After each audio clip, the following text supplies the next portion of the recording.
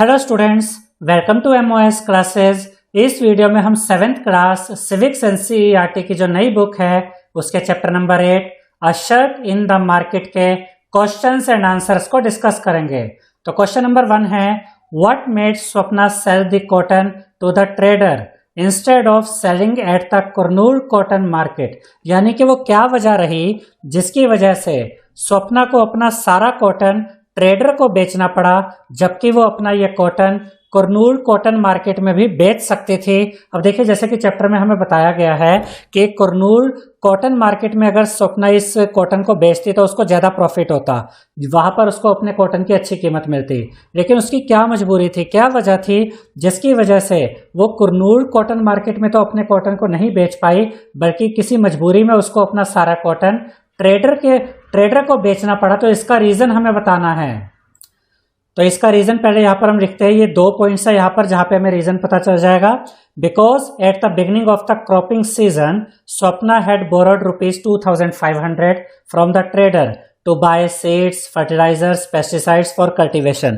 और ये चैप्टर में हमें बताया गया है कि जब क्रॉपिंग सीजन की स्टार्टिंग हुई तो तब सीड्स के लिए, फर्टिलाइजर्स के लिए, पेस्टिसाइड्स के लिए, अपनी खेती करने के लिए, कॉटन की खेती करने के लिए स्वप्ना ने ट्रेडर से 2500 रुपए उधार लिए थे। ठीक है।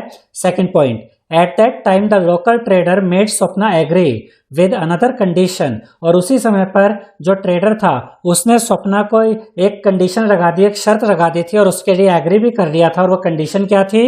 ही made her promise to sell all her cotton to him. और उसने ये शर्त रखी थी कि ठीक है, तुम्हें मैं 2500 रुपये उधार दे रहा हूँ। उस पर वो इंटरेस्ट भी ले रहा था, लेकिन उसके साथ साथ उसने ये कंडीशन भी रखी थी कि तुम अपना ये सारा कॉटन मुझे ही बेचोगी, यानी कि तुम कहीं और ये कॉटन नहीं बेच सकती।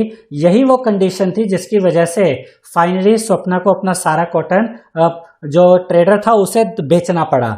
This condition made Swapna sell all the cotton to the trader instead of selling at the Kurnool cotton market. और यही वो कंडीशन थी जिसकी वजह से स्वप्ना को अपना सारा कॉटन ट्रेडर को बेचना पड़ा, बजाय किसके? बजाय कुरनूल कॉटन मार्केट के। इसके बाद क्वेश्चन नंबर 2 है, describe the conditions of employment as well as the wages of workers in the garment exporting factory. Do you think the workers get a fair deal? तो इसका ये मतलब है स्टूडेंट्स कि जो ये गारमेंट एक्सपोर्टिंग फैक्ट्रीज में जो वर्कर्स काम करते हैं उनकी वहाँ पर क्या कंडीशन होती है, ये हमें बताना है। और उसके बाद हमें ये भी बताना है कि क्या उनके साथ फेयर डील होती है, यानी कि क्या उनको अपने मेहनत का पूरा पैसा मिलता है, पूरी सैलरी है, पूरा उनको जो मेहनत के बदले मिलना चाहिए वो उनकी सैलरी उनको मिलती है कि नहीं, ये सब भी हमें बताना है। तो यहाँ पर हम पहले तो इनकी कंडीशंस देखते हैं। पहला point, workers are employed on a temporary basis means they can be asked to leave any time when not needed. यानी कि ये जो गारमेंट एक्सपोर्टिंग फैक्ट्रीज होती है, जो कपड़ों की जो फैक्ट्रीज होती है, यहाँ पर जो लोगों को काम पे रखा जाता है वो टेम्परेरी बेसिस पे रखा जाता है। और जब उनकी जरूरत नहीं होती उनको कह दिया जाता है कि अभी काम नहीं है, अभी तुम जा सकते हो, जब काम होगा तो तुम्हें बुला लेंगे। Second point, they have pressure to produce quality products in limited time. और उनको लिमिटेड टाइम में बहुत अच्छी क्वालिटी के प्रोडक्ट्स बनाने के लिए भी उनके ऊपर प्रेशर डाला जाता है। Third point, they have to do hard work for long hours. और उनको बहुत ज़्यादा समय तक वहाँ पर मेहनत करनी पड़ती है अपने टारगेट्स को पूरा करने के लिए। उसके बाद जो सेकंड इसका क्वेश्चन था कि क्या उनको अपना पूरा इसके बदले में जो मेहनत के बदले में जो पैसा मिलना चाहिए वो मिलता है कि नहीं? No, the workers do not get a fair deal as they are not even paid the minimum wages for their work. यानी कि उनको फेयर डील नहीं मिलती और उनकी मेहनत के बदले में जो उनको सैलरी मिलनी चाहिए, सही सैलरी जो होनी चाहिए, उतनी भी नहीं दी जाती, उससे भी कम वेजेस, उससे भी कम सैलरी उनको दी जाती है।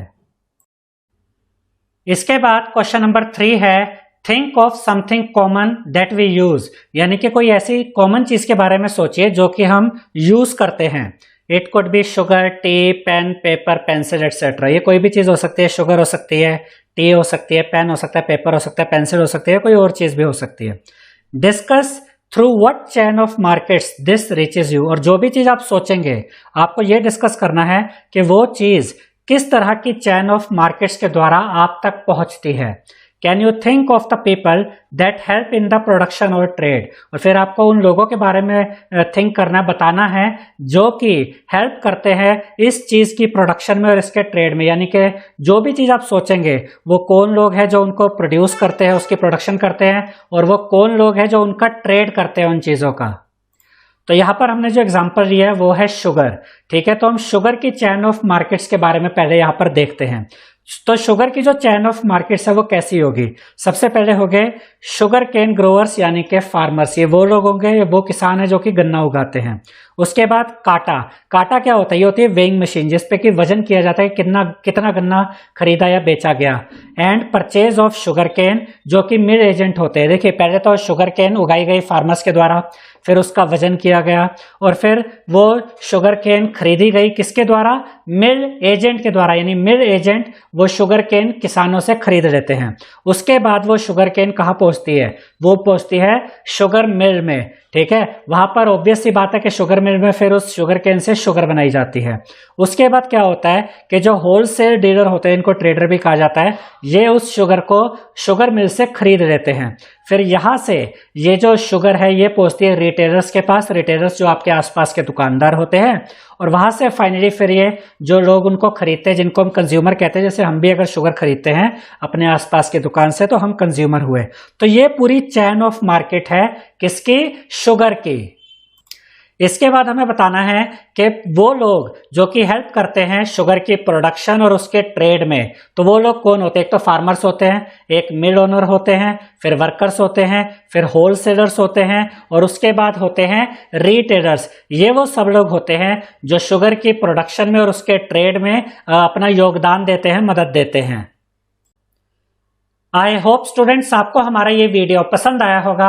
अगर आपको हमारा ये वीडियो पसंद आया है तो इस वीडियो को लाइक करें, शेयर करें, हमारे चैनल को सब्सक्राइब करें और बेल आइकन बटन जरूर दबाएं जिससे हमारी हर नई वीडियो का नोटिफिकेशन आपको मिलता रहे। Thank you.